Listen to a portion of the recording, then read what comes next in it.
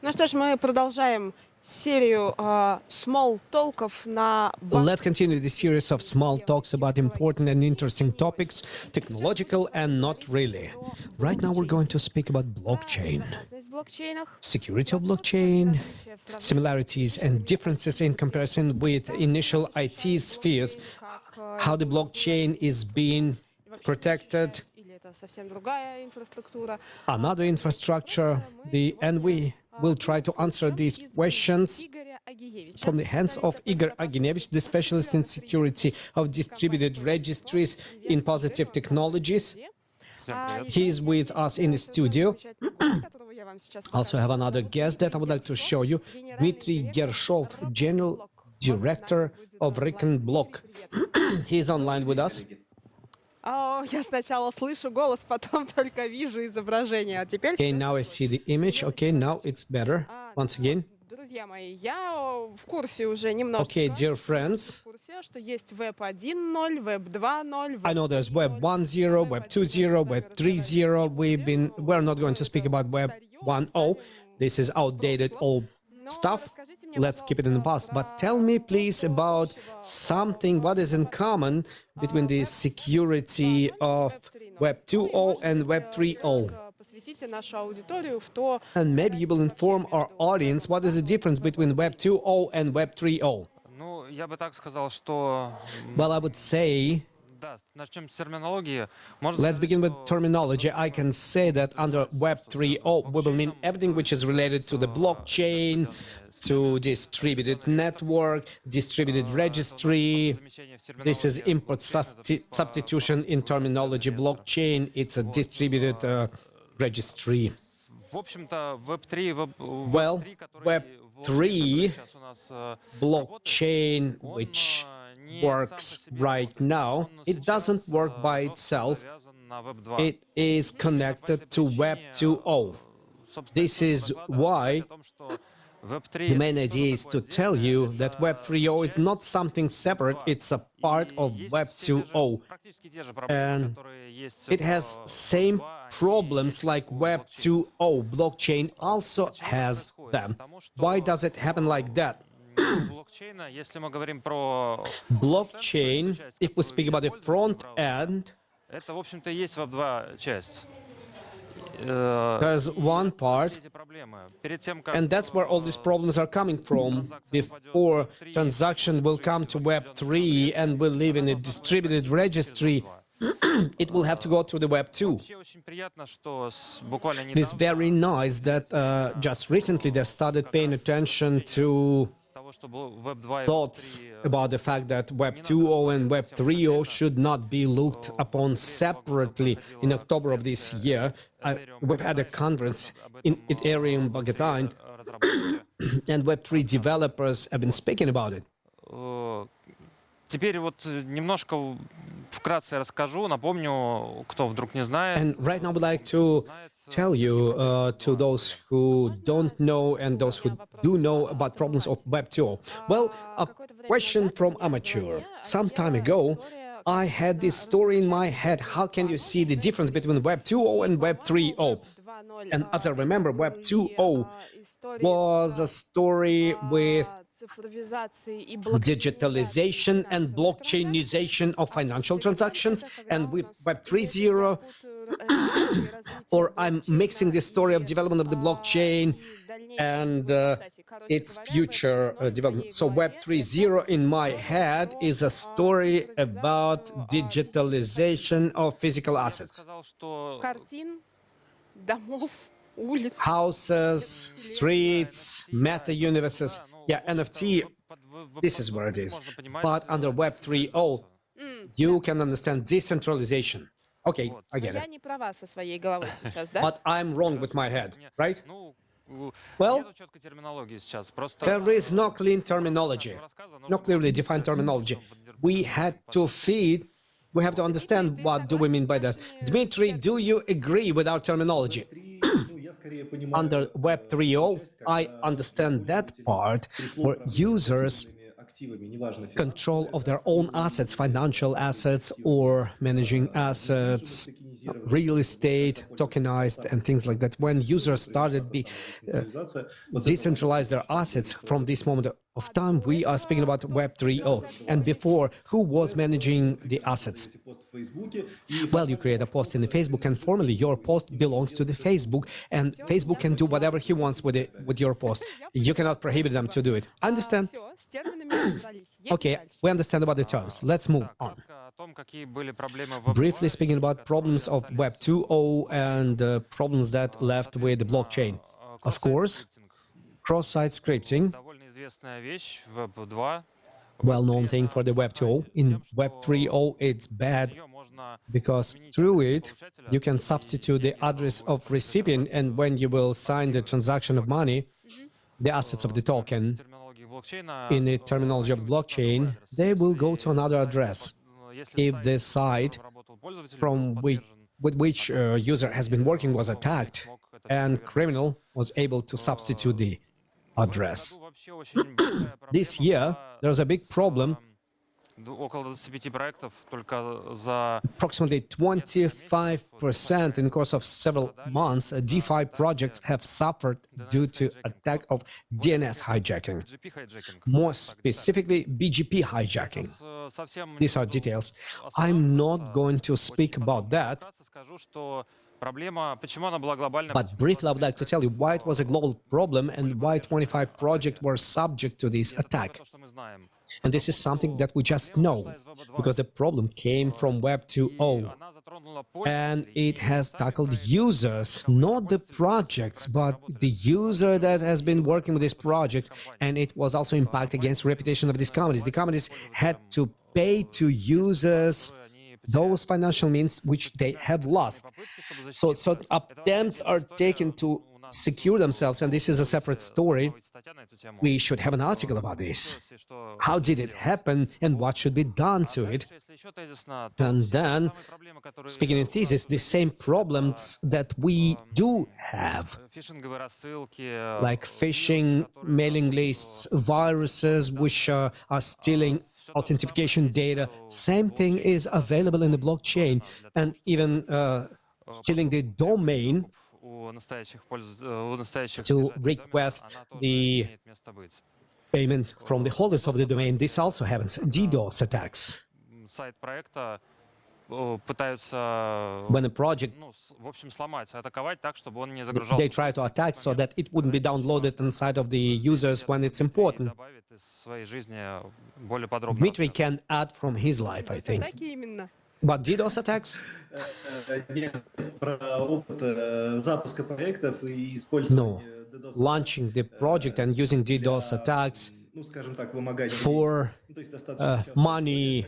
For example, when the project is being started and they do TGE, when the token is being substituted, they start selling it, the exchange rate is growing.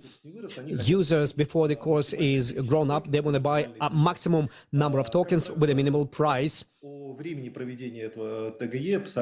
this TGE, they inform about it in advance, and they say that at 2 p.m., according to London, there's going to be this event. And a few minutes before it, hacker sends to owners of the project information that your site will be broken and token launch event will not happen. This is like blackmail. Yeah, it was happening. It was like in hundreds of projects like that. And many go through this. So if administrators are not careful, no agreement with the team, and if IP address of the server leaks into the network, then hacker will simply organize DDoS attack and will stop the launch of the project, sales of these tokens, then the project getting destroyed because it doesn't collect investment, and it's the end of the project. You're telling a story where a hacker is like as an honest person, should attack something, should find an IP and organize this attack. But I think that it's a pure fraud can be started without touching any IP addresses. You can just ask for money by threatening that you will do something. If it did work, it's wonderful. If it doesn't work, it's not good. That's usually what happens That's what they write in the chat of developers. Okay, guys, communities are very open. It's very easy to find the admins of the community. Hello, guys. In 5 seconds, your site will be disconnected and it's not going to work. 5, 3, 2, 1, and site getting disconnected. Guys, in order to switch it on and for me to stop DDoS, okay, certain amount of money, please send me to this address. So this is a typical attack and fraud from the regular Web 2.0. It's not related to Web 3.0, but it destroys Web 3.0 projects. Can we fight against it? Like Web 2.0 or not? Yeah, the same way. You have to properly do the filtering, check the protection of your IP addresses so that it wouldn't be shown everywhere. Well, everybody knows about it, but this is disagreement inside of the team or disagreement between the project owners and the IP addresses are leaking. It's a typical story for Web 3.0. Очень неоднозначно звучит. It sounds very diverse when you hear about people who operate with the words blockchain, Web 3.0, Web 2.0, tokenization, Ethereum, what else? It sounds like you're listening to technological genius. You are an inhabitant of another planet, but then it happens that sometimes they are children, in some cases especially, being subject to some basic attacks. DDoS, like we went through this like 150 times. It's in botnet. They've been creating similar story with cameras. Everybody understands it, but everybody stay in similar devices. Login, admin, passwords, and login, and wonderful botnets which can destroy any sites. Everybody knows it, but they make the same errors. Web 3.0 errors, but they have their own story. But all the errors available to Web 2.0, they have the same. In order to get to Web 3.0, you have to go through Tab O. And it's all the same. Okay, I understand. Both of you, my dear interlocutors. How can we provide security, at least on some level, for Web 3.0? Well, on the level of Web 3.0, they try to provide security.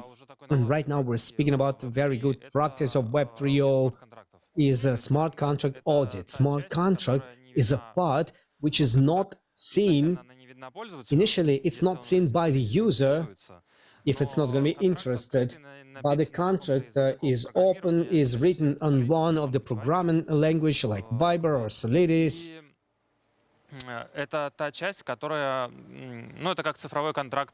And this is like a digital contract between participants, financial participants of this financial market. They could have logical vulnerabilities specific for, well, which have peculiarity of Web 3.0 or simple nature as usual from regular programming, for example, C++ and some logical. So this contract has a source code, it's available, and because it rules the process, where should we move financially, from whom and to whom, then companies have contract audits, and sometimes they are having some independent audits of the contracts to confirm that vulnerability. Some big vulnerabilities are not available just because everything depends on how good are the auditors that you have, which when auditing the contracts, and how many auditors are on the market today. It's a very specific topic.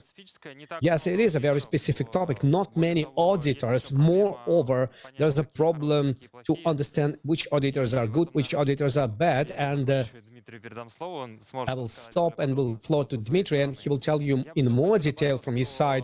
And I would like to add that, well, defined approach in a bug bounty should start working with Web 3.0. There are separate sites.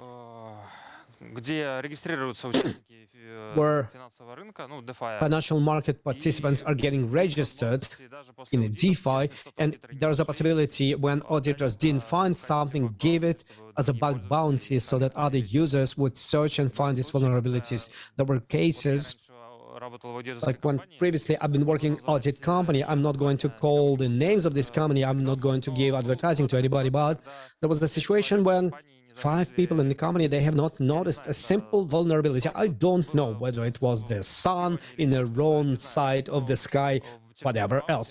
But through the bug bounty, this vulnerability was discovered and it was fixed. Dmitry, have you used bug hunters services?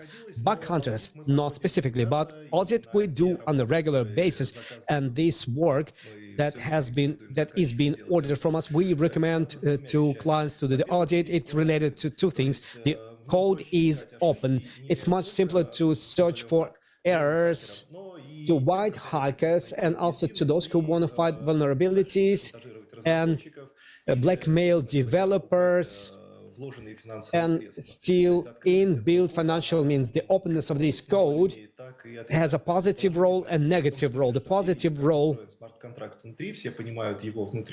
everybody understands the internal logic of the smart contract. You can launch it in a test environment and search for vulnerabilities.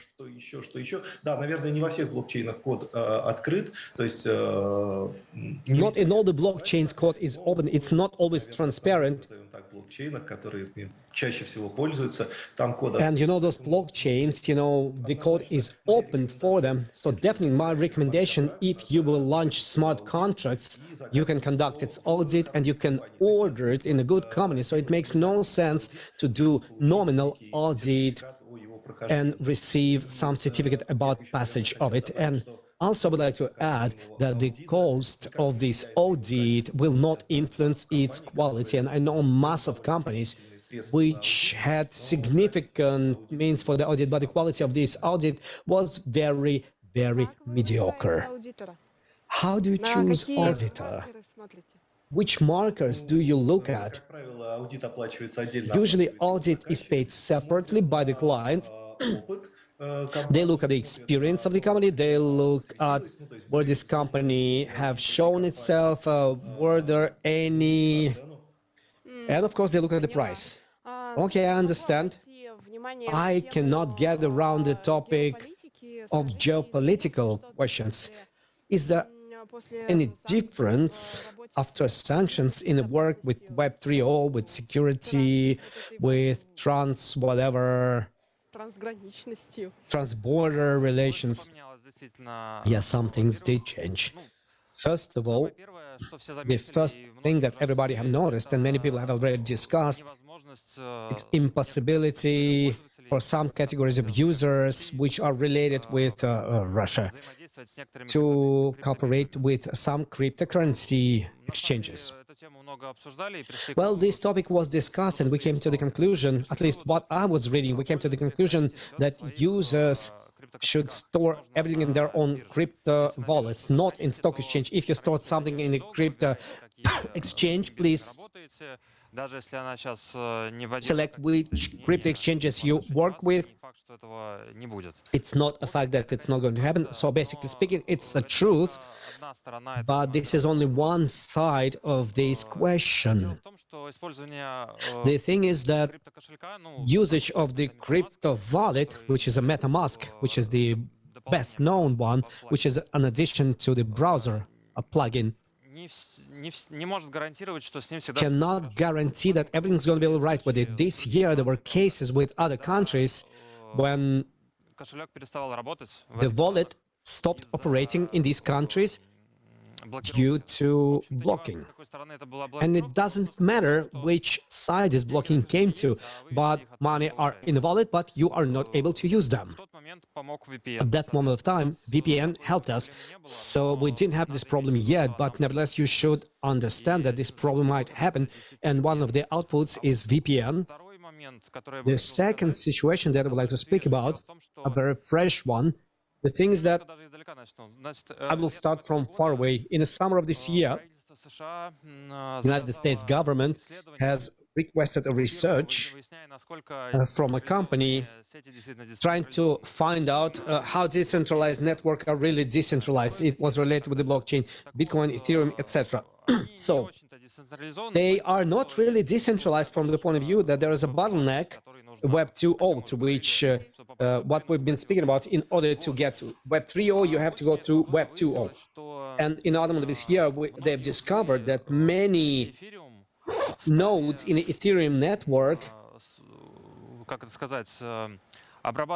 they process transactions with the consideration of requirements of the United States laws, sanction lists.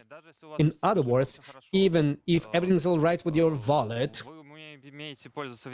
if you know how to use VPN, if you don't use cryptocurrency exchanges, you don't store anywhere anything there, but you still can have your account being frozen just before the transaction which you send to money removal will not pass through, may not pass through. It's not a fact that it will not pass through, but there is a chance like that. In real statistics, just recent statistics, 51% of nodes in Ethereum already are used and comply to this work with sanction lists. And nobody knows, at least I don't know, where we can take sources of addresses of wallets which are included, and I don't know whether my wallet is in this list or not. Мне кажется, что даже наличие I think that even availability of the wallet does not release you from защищенности. Такое у меня your own protectedness. I have this feeling as if like the money are in your pocket, but not in your pocket, and anybody else can get in this pocket. Yes, there is a feeling like that. Ну что? Well, Есть еще такая история, которая... there's another story which I think is real interesting. It's called Cryptomats. Do we know something about Cryptomats? I never seen them. Are they available? What kind of an animal is this? Yeah, Cryptomats are alive, and we had some in Russia. In St. Petersburg, I've seen a couple of months ago 2 Cryptomats. I was able to touch them. Two for the whole St. Pete. There's a special site where you can look which Cryptomats are located where, and through this site I've discovered them. I went to see whether they exist or not. In Moscow, they have, in Moscow and Moscow region, they have less than 10 of those.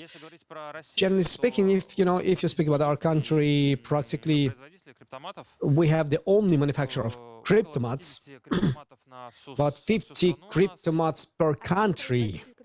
One manufacturer of Cryptomats. Yes. Есть какой-то производитель, который это... So we have a manufacturer who makes them. Yes, we do. Вот. Like ATMs. Yeah, like ATMs. They use Kiwi terminal, but hardware-wise, it's all the same. They just replace the software, which works with... А какой-нибудь аудит криптоматов кто-нибудь делал? Они Have anybody done audit of Cryptomats? Well, about ATMs, I understand very often they're being searched and they search for a problem that has to be closed. What about Cryptomats? Получается, что у тебя не только твой Otherwise, it happens that not only your wallet is not your wallet, but about Cryptomats, nobody knows what happens with them. Well, with Cryptomats, there is no open data, no open research in Russia. I can only say that in the autumn, in the summer of this year, there was a problem on the side of the manufacturer called General Bytes. They have a lot of Cryptomats in Europe and United States. In Russia, there's only one. Only one should exist. This should exist. In August, it was deployed. Why I say that it should deploy? I've heard that it's somewhere in Siberia. I've used only open source. Somewhere in Siberia. We need to ask our Siberian friends. Yeah. And there was a problem that remotely one could get connected to the Cryptomat and do it in such a way so that the user who was transferring money to some wallet would actually transfer it to the wallet of the criminal. Do you use Cryptomats yourself? No, I never used them yet. I'm not a friend with any one of them. I hope I will. Because Positive Technologies have been auditing. I'm not speaking about auditing. I'm speaking about your personal bitcoins. нету, но в планах. Not yet, but I have it in plans. I have in plans, and it was properly said about bitcoins because mostly cryptomats, those which are in Russia, they work only with bitcoins. А как у вас дела обстоят Dmitry, what about с you? доверием к What about your trust криптоматам, to these к cryptomats, тому самому to криптокошельку, the same который crypto вроде наш? wallet, which is as if yours? Ну, я бы вернулся немножко к предыдущему вопросу. Well, I would come back to the previous question of sanctions and everything around it. And the first thing that I would like to start with the interest of cryptocurrency due to these recent sanctions, limitations, has grown significantly because all these limitations for dollar circulations and it all has arrived to this situation, and cryptocurrency is not covered by this. Your crypto wallet is always with you, and it doesn't matter in which country you're located. USDT is in Russia, in Africa is USDT, it's the same USDT. And basically speaking, if you come back to the next question of the cryptomats, well, wonderful, you can buy USDT in cryptomat here, then you go to Georgia, where I've seen cryptomats in Georgia, or in Tbilisi, in Batumi, in Budapest. I've seen cryptomat in some bar, in a regular pub. I just entered it and I see, oh my God, here's the cryptomat. And you can easily cash it. Cash cryptocurrency, and you can receive payable euros. So this is a small life hack. Поэтому, в общем, я скорее, да, склонен доверять. So I do trust cryptomats. This is a reliable source, but the question is to the wallet and to MetaMask. Just recently, there was an information that they are changing security policies.